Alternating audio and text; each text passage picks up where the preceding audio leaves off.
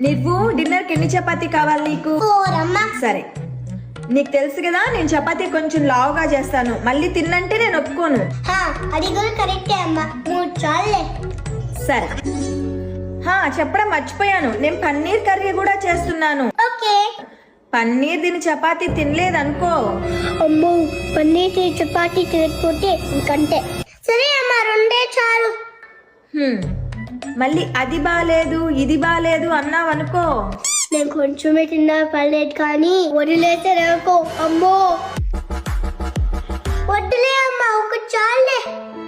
ఒక్కటా? నువ్వు తినే ఒక్క చపాతీ కోసం నేను పిండి కలిపి పన్నీర్ కర్రీ చేసి ఇంత అవసరం లేదు, గాని మధ్యాహ్నం అన్నం ఉంది, అది పెడతాను తిను. మనుషులు అర్థం చేసుకునేందుకు ఇది మామూలు ప్రేమ కాదు, అగ్నిలాగా స్వచ్ఛమైనది.